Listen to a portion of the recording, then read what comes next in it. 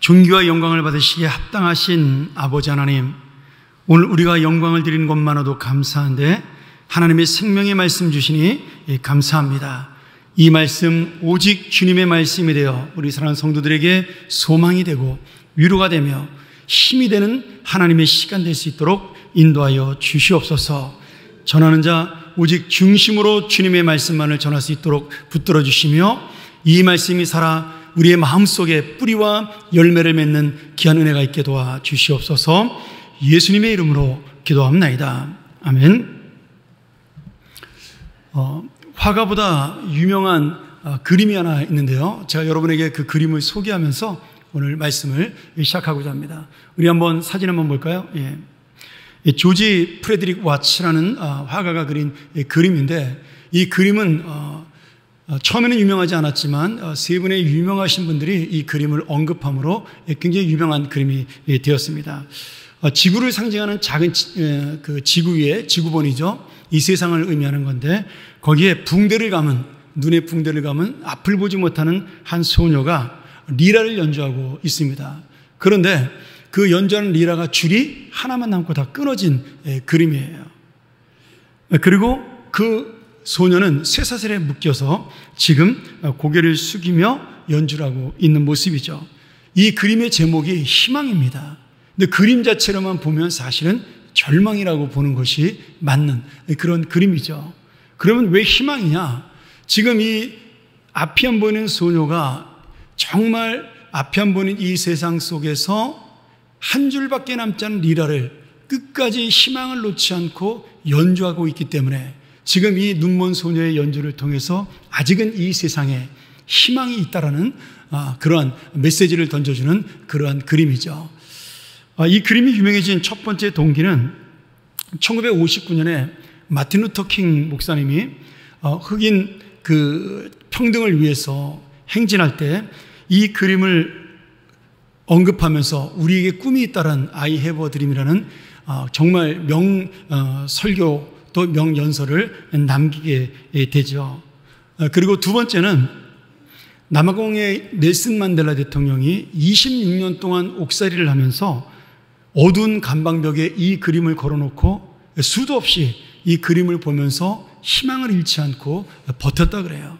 그리고 결국 26년 만에 그는 출소해서 남아공 최초로 흑인 대통령이 되고 지금 남아공화국은 굉장히 아프리카를 선도하는 그런 나라로 발전하는 나라가 되게 만들었죠.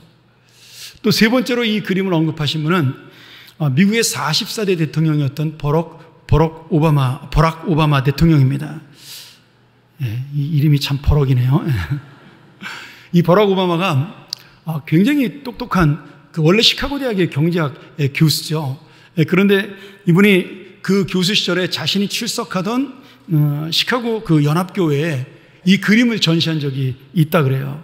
그때 이 그림을 보고 굉장히 감동과 충격을 받았고, 그가 이 그림을 기억하고 있다가 2008년도에 저도 그때 미국에 있었었는데 그 민주당 전당대회 대통령 후보 설왕연설을 이 테이크 호프, 희망을 가져라라는 아주 유명한 연설을 해가지고 사람들에게 감동을 줬던, 그래서 이 그림을 그때 언급하면서 내가 이 그림을 통하여 많은 영감과 감동을 얻었다라고 그렇게 설명을 했습니다.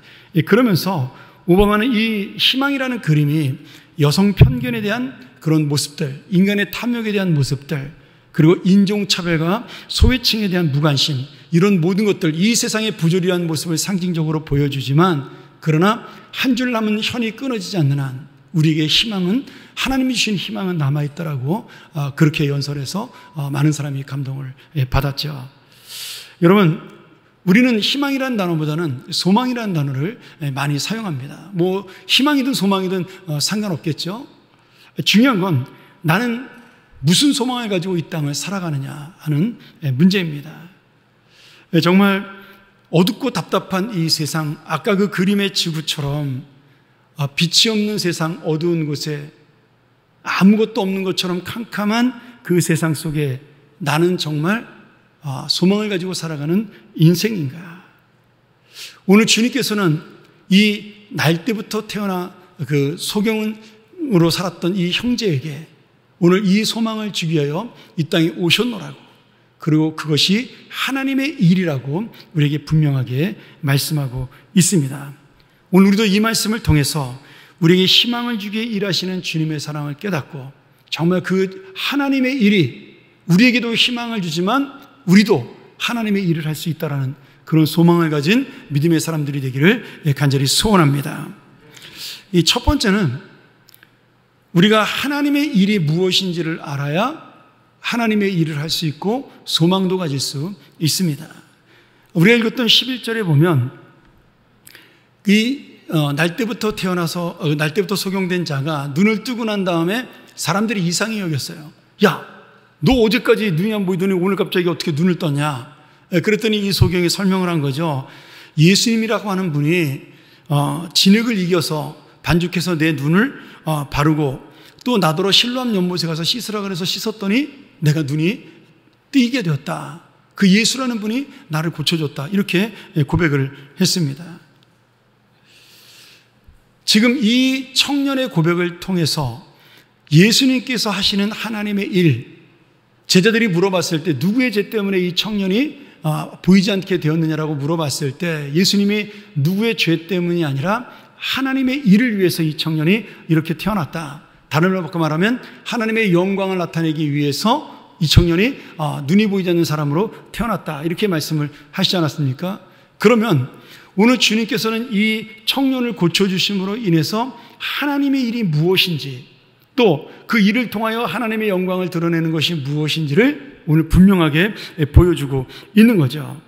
이 청년의 눈을 뜨게 함으로 새로운 인생을 주고 그 인생을 회복시키는 역사를 통해서 하나님의 일을 하신 겁니다.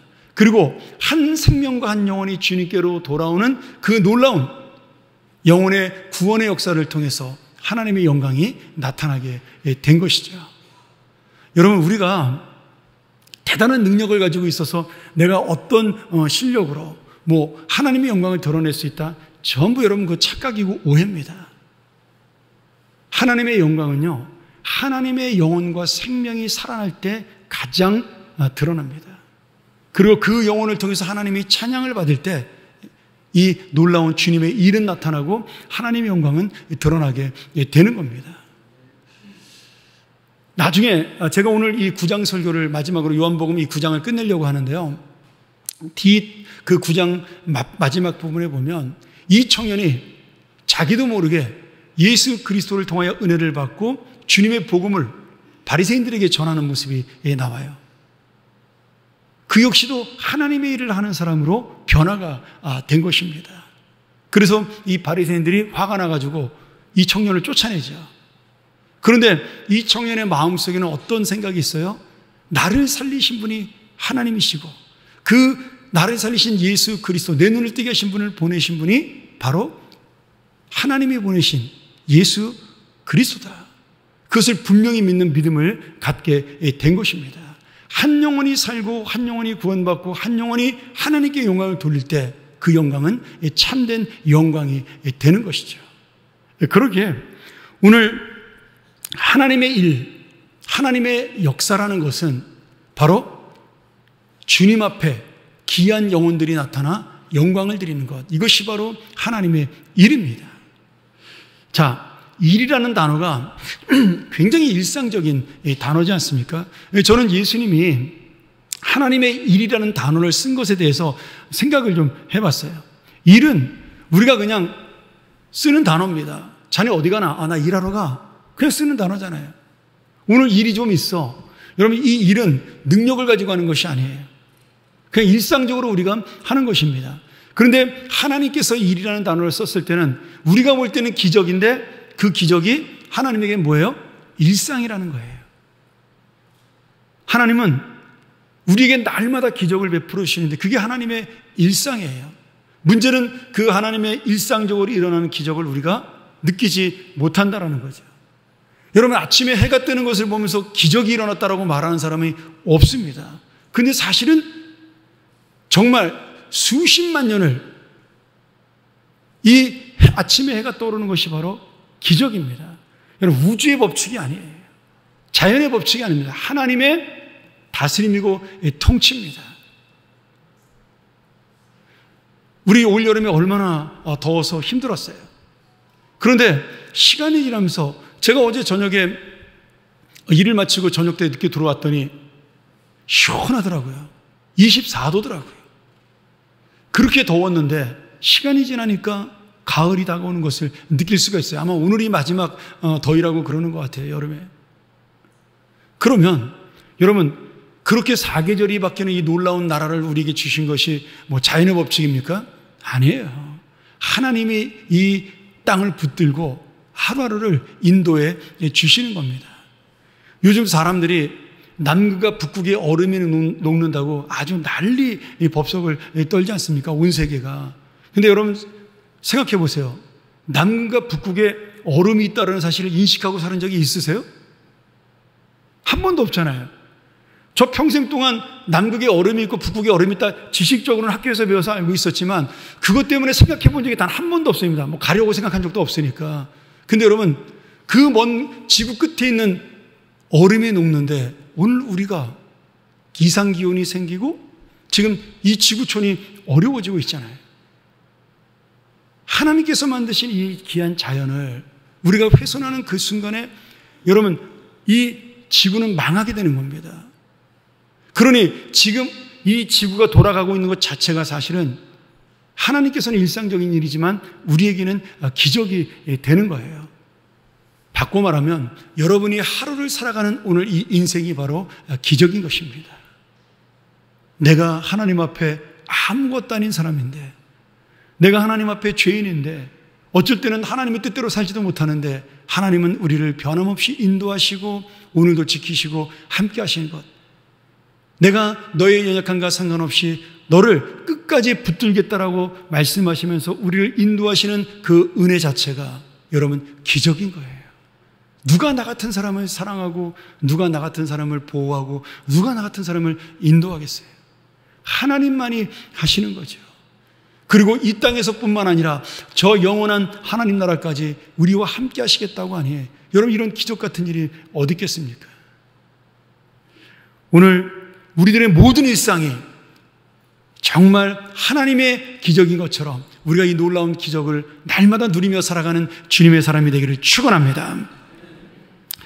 제가 지난주에도 말씀을 드렸지만 예수님이 병자를 고칠 때 보통 말씀 한마디로 병자를 고쳤습니다. 누가복음에 보면 에바다라는 기적을 일으켜요. 그 기가 안 들리는 자에게 예수님이 손을 대고 그에게 침을 발라서 고친 이 기적과 이 요한복음의 기적 두 개를 제외하고는 예수님이 만져서 고치는 기적이 거의 없습니다. 다 말씀으로 고쳐요. 그런데 오늘 특별히 진흙을 그 눈에 바르시고 또 실로암 연못에 가서 씻어라. 제가 지난주에 잠깐 설명을 들었지만 이 진흙이 바로 우리와 같은 연약한 죄인임을 상징하는 그러한 단어라고 제가 말씀을 드렸어요. 근데 또 다른 의미로 말하면 이 진흙이 뭡니까? 지금 나와 같은 자를 사용해서 하나님의 일, 하나님의 영광을 드러내고 하나님의 기적을 이루시는 거예요.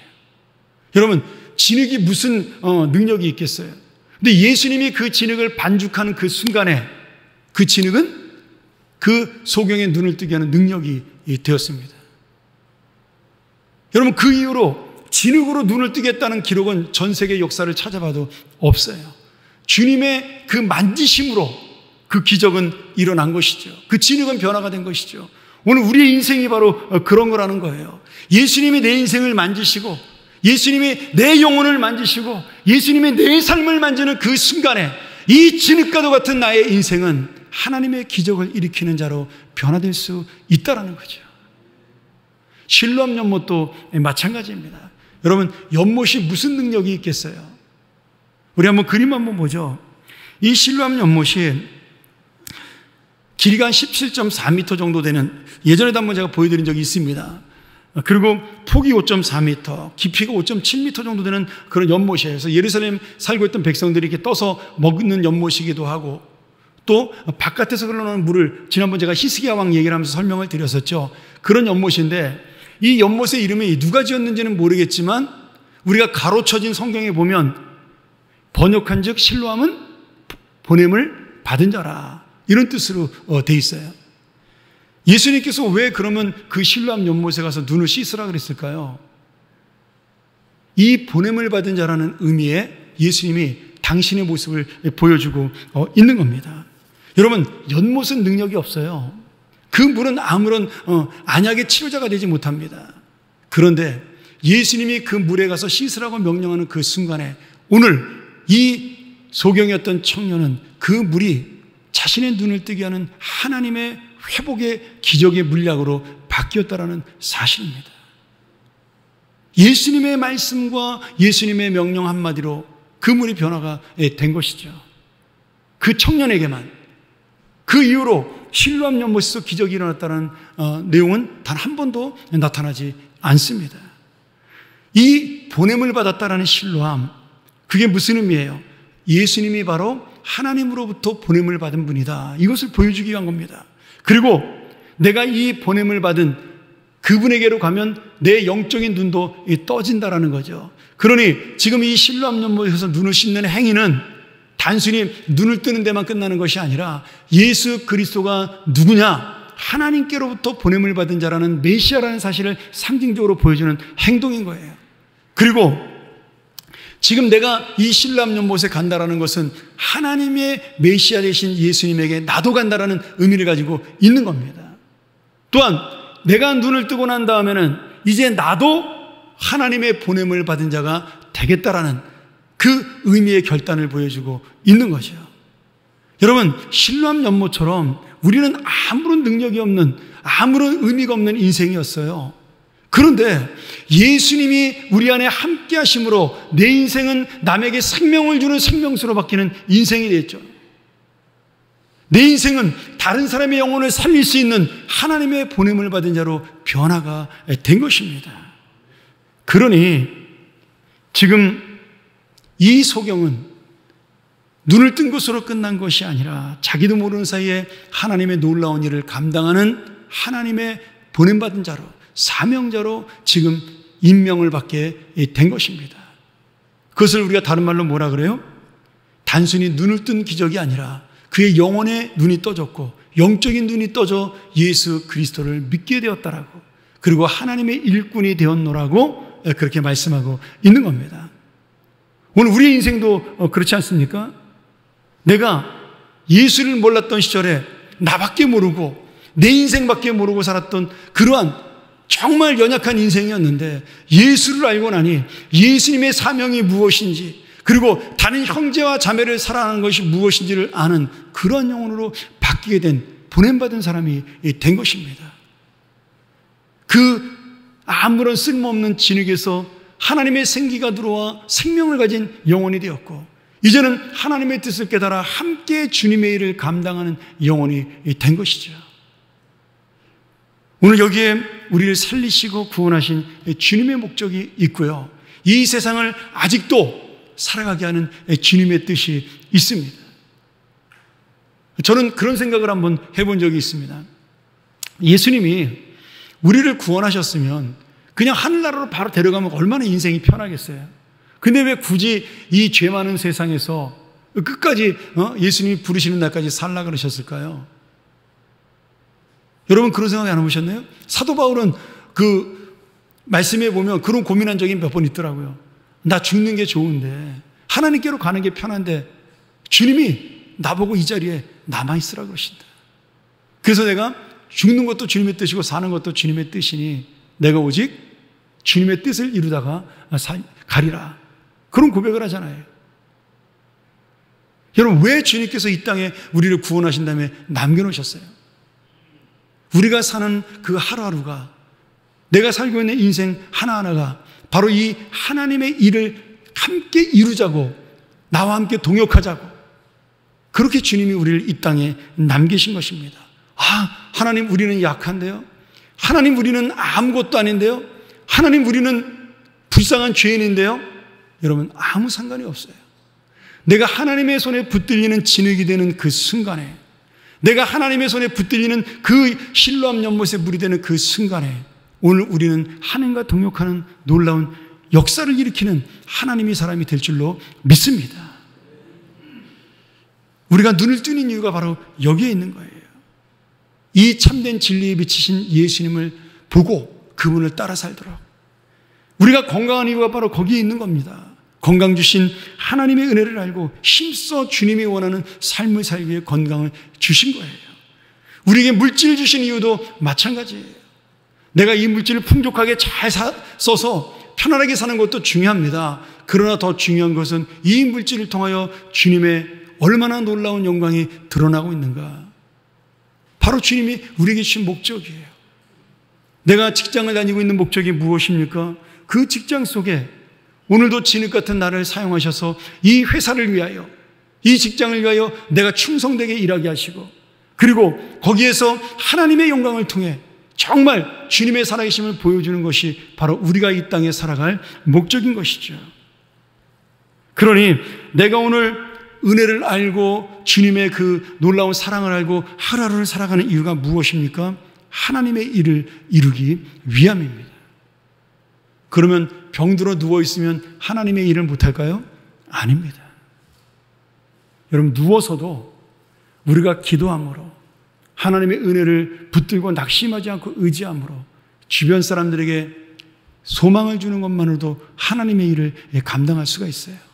제가 예전에 한번 그런 얘기 하지 않았습니까? 우리 교회 집사님 한 분, 제가 있던 교회 집사님 한 분이 그 뼈암으로 너무나 고통스러운데 그분이 정말 신실하신 분이었어요. 정말 법 없이 살 수 있다. 대표적인 분이었습니다. 근데 그분이 너무너무 아파서 제가 신방을 가면 말을 하지도 못하는 거예요. 막 대굴대굴 구르셔요. 나중에는 진통제도 안 들어요. 그러면서 목사님, 제가 하나님 앞에 죄를 많이 져서 이렇게 하나님이 고통을 주시나 보다라고. 그러면서 웃으면서 그 아픔 속에도 회개하고 그런 모습을 제가 봤습니다. 근데 저는 그때 제가 30대 초반이었으니까 왜 이런 아픔을 저분에게 주실까 이해를 못했습니다. 전사님하고 신방 갔다 오면서 제가 차에서 운전하면서 그 얘기했던 기억이 나요. 전사님, 나는 잘 모르겠다. 하나님은 왜 저분을 저렇게 힘들게 하실까? 근데 제가 장례를 치르면서 깨닫게 되었어요. 제가 입간 예배를 드리고 식사를 하는데 그 찾아왔던 그 시골의 친구들이 다 예수 믿지 않는 친구들이 그런 고백을 밥 먹으면서 같이 하시더라고요. 저 옆에서 이렇게 듣는데, 야, 그 친구 그렇게 아픈데도 얼굴 안 찡그리고 감사하대. 야, 대단한 친구야. 나는 예수는 안 믿는데 그 친구 보니까 진짜 하나님 살아계시는 것 같아. 옆에서 식사를 하면서 네 분이 그런 고백을 하면서 식사를 하시더라고요. 여러분, 하나님의 일은요, 하나님을 믿기만 하면 누구나 할 수가 있는 겁니다. 고통 속에도 이루어지는 하나님의 일이 있습니다. 오늘 그러한 주님의 일을 감당하는 우리 모든 하나님의 사람들이 되기를 축원합니다. 두 번째로, 우리가 사람의 일을 하면 하나님의 일을 막을 수가 있습니다. 이 소망 없는 인생으로 만드는 거죠. 요한복음 9장 16절에 이 눈을 뜬 청년을 사람들이 신기하니까, 이상하니까 바리새인들에게 데리고 왔어요. 그 청년에게 너 어떻게 눈을 뜨게 됐냐? 바리새인들이 물어보니까 이 청년이 대답을 한 거죠. 어떤 사람이 내 눈에 진흙을 발라서 내 눈이 실로암염 무서웠더니 뜨게 되었습니다. 근데 그날이, 이 청년을 고쳐준 날이 안식일이에요. 그러니까 이 청년이 눈을 뜨고 이 청년이 새로운 희망을 갖고 이 청년이 새로운 인생을 살게 되었다는 관심이 없고, 안식일 날 일을 했어? 눈을 뜨게 했어? 그 사람은 하나님이 보낸 사람이 아니야. 이렇게 바리새인들이 비난을 합니다. 또 어떤 사람은 어떻게 하나님의 사람이 아닌데 이런 기적이 일어나겠냐? 그 사람은 하나님 사람일 거야. 이러면서 자기들끼리 막 싸우는 거예요. 근데 여러분, 안식일 날 일을 해서 고쳤다고 해서 하나님의 사람이 아닌 것도 아니고요. 기적이 일으켰다고 해서 하나님의 사람인 것도 아닙니다. 여러분, 절대로 오해하시면 안 돼요. 이 기적이라는 것이 예수 그리스도가 하나님의 그 아들이라는 증거를 조금은 보여줄 수 있지만 완전한 건 아니에요. 예수님이 하나님의 아들이라는 진짜 증거는요, 죽을 수밖에 없는 우리를 사랑하신 겁니다. 그게 증거예요. 기적만 가지고 우리가 그 사람이 하나님의 사람이라고 말한다면 이 세상에 존재하는 많은 이단들도 이런 기적을 일으킵니다. 저는 동네에서 남녀 호랑교교 믿는 사람이요, 새벽마다 호랑호랑 기도해가지고 병 낫는 걸 직접 본 적이 있어요. 그럼 그게 하나님이 보내준 기적인가요? 아니에요. 사탄도 그런 기적을 일으킬 수가 있습니다. 예전에 저 초등학교 시절에 그 신앙촌 세웠던 박태선, 그때는 장로였죠. 그 양반이 얼마나 영역이 있는지 손을 씻은 물만 마셔도 복통이 났고요. 그가 땀을 닦은 손수건만 얹어도 사람들이 병이 낫는 것을 본 적이 있습니다. 그러면 그 사람이 하나님의 사람이에요? 아닙니다. 여러분, 진짜 하나님의 사람이라는 그 증거는요, 예수님처럼 하나님의 영광과 영혼을 위해서 죽는 겁니다. 희생하고 그를 사랑하는 거예요. 사랑할 수 없는 자를 사랑하고 내가 미워할 수밖에 없는 자를 용서하는 것, 그것이 바로 하나님의 아들이라는 증거예요. 그래서 예수님께서 하나님의 아들이라는 가장 큰 증거는 십자가에서 저들의 죄를 용서해달라고 기도했던 예수님의 모습입니다. 스데반이 돌에 맞아 죽어갈 때 그가 그 순교하는 그 순간에 능력이 나타났습니까? 아니에요. 근데 자기에게 돌을 던지는 자들을 향하여 스데반이 뭐라고 기도하죠? 하나님, 저들은 저들이 하는 일을 알지 못합니다. 저들의 죄를 용서해달라고 기도할 때 하늘에 계신 예수님과 천사들이 스데반을 바라보고 있다라고 성경에 나옵니다. 기적이 아니라 영혼을 살리는 사랑의 능력이 진짜 하나님의 아들이라는 증거라는 말씀입니다. 오늘 말씀에 보면 주님의 일을 생각하지 못하는, 자신의 일만 생각하는 세 부류의 사람이 나옵니다. 첫 번째는 철학적 질문을 했던 제자들이죠. 영혼에는 관심이 없어요. 아픔에는 관심이 없어요. 자신들의 지식에만 관심이 있습니다. 두 번째는 이 청년의 평생 동안의 아픔을 받던 이웃 사람들이에요. 그들은 이 청년이 눈을 뜬 것만 신기했어요. 그 청년이 새로운 인생을 살게 된 것을 축하하지는 못했습니다. 세 번째는 바리새인들입니다. 이 영혼이 구원받고 하나님 앞에 새로운 인생으로 눈을 뜬 것을 보지 못하고 이 청년이 안식을 어겼다고, 예수님이 안식을 어겼다고 비난하는 이 바리새인들은 하나님의 일을 가로막는, 사람의 일을 통해 하나님의 일을 막아버린 죄인들입니다. 사탄의 도구예요. 그러면 내가 하나님의 일과 사람의 일을 정확하게 구분할 수 있는 방법을 주님께서 말씀으로 우리에게 가르쳐 주셔요. 마태복음 16장 16절에 보면 예수님이 가이사랴 빌립보에서 그 황제가 세운 도시죠. 그 도시의 화려함 속에서 제자들에게 물어봐요. 야, 이 세상 사람들이 나를 누구라 하느냐? 그랬더니 제자들이 소문 듣고 대답을 하죠. 예수님을 예레미야라고도 합니다. 엘리야라고도 합니다. 죽은 세례 요한이 부활했다고도 합니다. 뭐 여러 가지로 이야기를 해요. 근데 예수님이 물어보지 않습니까? 제자들에게. 그러면 너희는 나를 누구라 하냐? 그때 이 베드로가 당당하게 고백하잖아요. 주는 그리스도시요 살아계신 하나님의 아들이다. 예수님이 그 고백을 듣고 감동을 받아요. 그리고 너의 그 고백 위에 이 교회가 세워질 것이라고, 이 베드로의 신앙 고백이 바로 우리 교회를 세우는 기초가 된 것입니다. 이 교회는 바로 그런 신앙 고백을 하는 사람들이 모인 곳이고, 그리고 이 신앙 고백을 할 사람들이 모인 곳이에요. 이런 놀라운 고백을 베드로가 했어요. 그런데 예수님께서 이 고백이 마친 다음에 당신이 이제는 내가 십자가에 달려 죽을 것이라고, 너희들이 내가 하나님의 아들인 것을 알았으니까 내가 이제는 이 땅에 온 목적, 너희를 구원하기 위해 십자가에 달려 죽을 것이라고 말을 하자마자 베드로가, 그 놀라운 신앙 고백했던 베드로가 어떻게 해요? 예수님, 무슨 그런 이상한 소리를 하냐고, 말도 안 되는 소리 하지 말라고, 예수님을 막 야단치면서 그렇게 죽으면 안 된다고 예수님을 만류하게 됩니다. 여러분, 하나님의 아들이라고 고백해놓고 하나님의 아들이 하는 일이 지금 자기가 욕심을 채우는 일이 되지 못했어요. 어쩌면 인간적인 감정과 예수님을 사랑하는 마음이 앞서는 걸 수도 있죠. 꼭 나는 베드로가 예수님이 옆에 있어서 내가 높은 사람 되겠다, 그 욕심만 있었던 건 아니라고 봐요. 우리가 흔히 연세 드신 어르신들이, 목사님, 제가 신방감 가끔 그런 얘기 하잖아요. 나 이제 교회도 못 나가고 이제 몸도 못 움직이는데 빨리 하나님 나라 가가지고 내가 죽는 게 낫다라고 그런 얘기하면 제가 위로하잖아요. 권사님, 살아계신 것도 하나님의 은혜고 떠나는 것도 하나님의 은혜인데 그렇게 말씀하시면 안 되고 오래오래 살아서 교회 위해서 기도해야죠. 제가 이렇게 위로하지 않습니까? 베드로의 마음도 그게 있었겠죠. 예수님이 사랑하니까 죽지 말라 그런 거 아니겠어요? 근데 그게 바로 인간적인 감정이라는 거예요. 예수님이, 우리 한번 말씀 한번 보죠. 마태복음 16장 23절. 자, 같이 한번 있습니다. 화면 보면서. 자, 시작. 예수께서 돌이키시며 베드로에게 이르시되, 사탄아, 내 뒤로 물러가라. 너는 나를 넘어지게 하는 자로다. 내가 하나님의 일을 생각하지 아니하고 도리어 사람의 일을 생각하는도다 하시고. 여러분, 그 다음 말이 중요해요. 누구든지 나를 따라오거든 자기를 부인하고 자기 십자가를 지고 나를 따를 것이니라.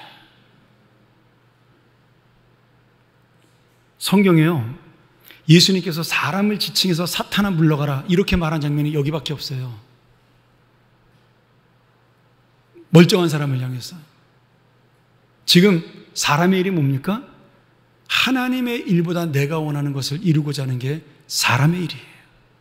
예수님의 일, 하나님의 일은 사람의 영혼을 살리는 것이고 구원의 일인데, 우리는 내 감정과 내 욕심과 내 만족을 채우는 일, 그게 바로 사탄이 하는 일입니다. 여러분, 누구나 이 사탄이 될 수가 있어요. 이런 의미로 볼 때 누구나 주님의 일이 아니라 사람의 일을 통해서 사탄이 원하는 일을 할 수가 있는 겁니다. 자기를 부인하고 자기 십자가를 지는 것, 이게 무슨 의미예요? 내 감정을 내려놓고 내 욕심을 내려놓고 십자가 지라는 거예요. 저는 이 십자가 지라는 단어도 참 재밌는 단어라고 생각이 들었어요. 이 십자가를 예전에는 사형수만이 졌잖아요. 그런데 이 십자가가 가벼울까요? 무거울까요? 엄청 무겁죠. 그래서 나중에 예수님이 그 십자가로 돌아가실 때 구레네 시몬 보고 대신지라 그러잖아요. 예수님이 너무 힘들어가지고 막 자꾸 떨어뜨리니까. 근데 여러분 혹시 노동일 해보셨나요? 제가 이제 대학 때 아르바이트 하느라고 그 노동 현장에 가가지고 노동일을 한 달 동안 한 적이 있는데, 학생이 노동일을 하니 뭔 힘이 있겠어요? 나중에 하도 일을 못하니까 그 노가다 그 십장이라고 그러잖아요. 그 십장 그 어르신이 나보고, 자네 딴 일 하지 말고 그냥 질통이나 매 그러더라고요. 그건 뭐 매면 되는 거니까. 그래서 그 질통을 매가지고 제가 그 3층짜리 집을 이렇게 시멘트를 매고 이제 매일 올라가는데, 제가 하나 깨달은 게 있어요. 이게 처음에는 힘들더니 나중에 숙달이 되니까요, 아무 생각도 안 하고 왔다 갔다만 하면 되잖아요. 너무 편하더라고요. 이게 힘든 일을 하니까 아무 생각이 안 나요. 집에 걱정도 없어지고요, 학교 걱정도 없어지고요, 아무 걱정도 안 들더라고요. 그죠? 이걸 메고 그냥 빨리 갔다 와야 되겠다, 오늘 하루 일 끝나면 되겠다, 이렇게 단순해지더라고요. 제가 그때 하나 깨달았어요. 여러분, 십자가를 지면요, 하나님만 생각합니다. 십자가를 지면 내 개인적인 감정, 욕심 다 잊어버리고 오직 주님만 생각하게 되는 거예요. 오늘 여러분, 분명한 하나님의 일은 십자가를 지는 희생의 일이요, 사람의 일은 자기의 감정과 욕심을 위하여 사는 일이라고 주님께서 우리에게 그 정의를 분명하게 내려주십니다. 여러분, 바리새인들이 이 안식일 가지고 예수님을 비난했어요. 근데 예수님도 재밌어요. 일부러 안식일에 예수님이 이 눈을 뜨게 하신 거예요. 월요일날, 주일날 뜨게 해도 되는데 꼭 토요일날 눈 뜨게 할 필요 없잖아요. 하루도 뭐 눈 감고 있다가 큰일 나는 거 아닌데. 근데 일부러 예수님이 안식일날 눈을 뜨게 했어요. 왜요? 안식일의 의미가 뭐냐를 가르쳐주기 위함이죠. 바리새인들은 안식일을 기억하여 그날을 거룩히 하라는 그 말씀을 가지고 39가지의 전통을 만들어냅니다. 안식일날 39개 조항을 지켜야 돼요. 뭐 거기 굉장히 많은 조항이 있어요. 제가 다 말씀드릴 수 없지만 뭐 쉽게 말하면 이런 겁니다. 주일날 4km 이상 걸으면 안 된다. 그 4km를 누가 재는지는 잘 모르겠어요. 그 다음에 짐승이 우물에 빠지면 그 다음날 건져주고, 사람이 우물에 빠지면 건져주는 것은 일이 아니다, 이런 식으로 해석을 해요. 바늘을 가지고 일을 하면 일이고, 뭐 그냥 옷을 개면 일이 아니다, 뭐 이런 식으로 해석을 한 것들이 있어요. 지금 현대 유대인들은 더 재밌어요. 그 안식일날 스위치를 올리면 일이에요. 전원 스위치를. 그래서 그 하나님 잘 믿는 유대인들은요, 그 다 집에 자동 타이머 장치가 되어 있습니다. 안식일 아침 7시에 불이 켜져서 저녁 6시에 꺼지는 걸로. 엘리베이터도 그 안식일만큼은 예루살렘에 가면 1층부터 15층까지 다 켜져요. 다 서요. 누르면 1이니까. 이런 식으로 자기들끼리 마음대로 만들어낸 거예요. 그런데 예수님 지금 뭐라고 말씀하시는 거예요? 안식일의 진짜 주인이 누구냐는 거죠. 여러분, 이 형제는 평생 안식을 맛보지 못한 사람이에요. 아예 앞이 안 보이는데 뭔 안식이 있겠어요? 뭔 마음의 평화가 있고 뭔 위로가 있겠어요? 논다고 편한가요? 마음이 편해야 편한 거잖아요. 미래가 없잖아요. 내일 당장 뭘 해 먹고 살아야 될지 지금 걱정 속에 사는 사람한테 안식일이 무슨 의미가 있어요? 근데 예수님이 눈을 뜨게 해줌으로 그 사람에게 진짜 안식이 무엇인지를 보여준 겁니다. 안식일을 지키는 것이 안식이 아니라 하나님의 그 사랑과 마음을 가지고 내가 편하게 휴식과 쉼을 취하는 것이 진짜 안식일이다. 너희들이 그 안식일의 정신, 하나님께서 우리에게 주신 안식일의 이 의미를 깨달아라. 이런 의미죠. 주일날 짜장면 사 먹었으니까 우리가 주일을 어긴 것이고 안 사 먹었으면 어긴 것이 아니다. 이런 의미가 아니라는 거예요. 그런 여러분 쪼잔한 거 가지고 예수님께서 말씀하시는 게 아니에요. 물론 돈 안 쓰는 거 굉장히 중요합니다. 그것도 놀라운 경건한 신앙이에요. 근데 우리가 더 깊이 있게 생각할 것은 이 안식일날 내가 무엇을 해야 하나님이 기뻐하실 것인가, 그것을 생각하는 거죠. 무엇을 안 하는 것이 아니라 무엇을 해야 주님이 기뻐하실 것인가를 우리가 살아가는 것, 그게 바로 안식일이 준 의미예요. 기쁨과 긍정으로 살아가는 의미죠. 근데 지금 이 안식일의 조항 중에 재밌는 조항이 하나 있는 게 뭐냐면, 안식일에 반죽을 하면 죄예요. 떡반죽을 하면. 근데 예수님이 이 친구 눈 고치려고 진흙을 어떻게 했죠? 진흙을 반죽했잖아요. 그걸 일이라고 표현하고 있는 겁니다. 얼마나 전통에 얽매인, 형식에 얽매인 어리석은 사람들이에요. 지금 눈을 뜨지 못했던 이 소경의 미래는 관심이 없어요. 그 영혼의 아픔에는 관심이 없어요. 그리고 그 영혼이 회복돼서 기뻐하는 것은 관심이 없어요. 오직 내가 원하는 것을 이루는 데만 관심이 있는 겁니다. 여러분, 예수님의 일이 바로 이런 거예요. 바로 우리들에게 이 참된 안식을 주는 것, 참된 쉼을 주는 것, 인생의 회복을 주는 것이 바로 예수님이 원하셨던 일이었어요. 오늘 여러분, 이제 주님께서 우리가 함께 일하자라고 말씀하셔요. 이제는 너희가 보냄을 받은 자라고 말씀하십니다. 그리고 이것은 아무나 가질 수 있는 일이 아니라 주는 그리스도시요 살아계신 하나님의 아들임을 고백하는 자만 가질 수 있는 놀라운 영적 특권이에요. 아침에 해가 뜨는 걸 바라보면서 감사할 수 있는 믿음을 가진 자가 갖는 특권이고요. 저녁에 계절이 바뀌는 걸 보면서 하나님의 은혜를 감사하는 자가 갖는 놀라운 권리예요. 아무나 가질 수 있는 것이 아닙니다. 그러기에 저는 이 말씀을 생각하면서 정말 귀한 말씀이 생각이 났어요. 우리가 하나님을 위하여 일하는 것, 하나님을 위하여 열심히 일하는 것도 중요하지만 더 중요한 것은 하나님 안에서 일하는 것이다. 우리 모든 사람들은 다 하나님을 위하여 일한다 그래요. 그런데 하나님 안에서 주님이 주는 마음과 주님이 주는 감정으로 일하기는 쉽지 않습니다. 교회 일을 하면서 여러분 이 말씀 놓치시면 안 돼요. 하나님 안에서 일해야 됩니다. 우리 젊은 형제들 자매들 있다면 여러분 잘 들으셔요. 여러분은 뜨거운 마음과 뜨거운 감정을 가지고 있어요. 좋을 때는 그것이 하늘로 올라가는 정말 승천하는 그런 감정이지만 땅에 떨어질 때는 정말 지옥에 낙하는 것처럼 아픈 감정을 가지고 있어요. 그것은 우리의 감정이에요. 내가 무엇인가를 결정할 때, 내가 무엇인가를 생각할 때, 내가 하나님의 마음과 하나님의 일로 이것을 결정하는 것인가, 아니면 내 감정과 내 마음으로 이것을 결정하는 것인가. 여러분 간단합니다. 답이 나와요. 이 교회를 위하여 일하는 것, 내가 어느 교회를 선택하는 것, 내가 어떤 형제와 자매와 함께 지내는 것, 이런 모든 것들이 여기서 결정이 되는 겁니다. 그러기에 오늘 다시 한번 우리도 하나님의 일을 통하여 나의 영혼도 회복되고 다른 이의 영혼도 살리며 하나님 안에서 일함으로 날마다 기쁨으로 일하는 그런 성도가 되기를 바랍니다.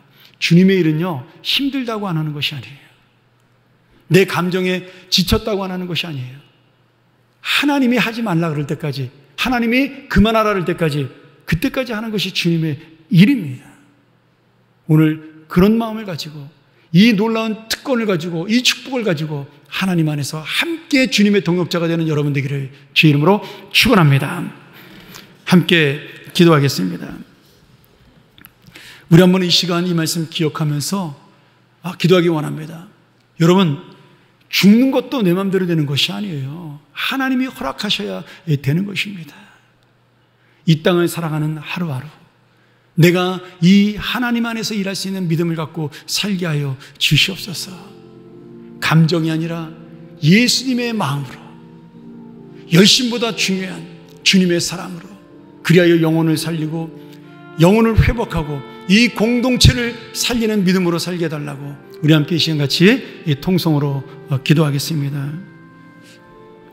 하나님 아버지, 오늘 다시 한번 주님의 일을 감당하는 믿음의 사람들 감사함으로 내가 얼마나 큰 복을 받고 사는 사람인가, 하루하루 이 기적과도 같은 주님의 은혜를 맛보고 사는 인생임을 깨닫고 주 앞에 설 수 있도록 함께하여 주시옵소서. 이 믿음으로 끝까지 주님의 마음을 가지고 살게 하여 주시옵소서. 아버지, 하나님 아버지, 오늘 우리가 다시 한번 이 말씀을 통하여 하나님의 일이 무엇인지를 깨닫고 정말 그것이 진리의 길이라면, 올바른 길이라면 이 길을 갈 수 있도록 우리의 마음을 주장하여 주시고 인도하여 주시고 이 일을 통하여 기쁨을 허락하여 주시옵소서. 그리하여 예수님이 나를 위하여 이루시는 일을 날마다 만나고 성령께서 나를 위하여 이루시는 역사를 날마다 만나는 축복된 삶, 주님과 동역하는 믿음의 삶 우리 안에 넘쳐나게 하여 주시옵소서. 예수님의 이름으로 간절히 기도합나이다. 아멘.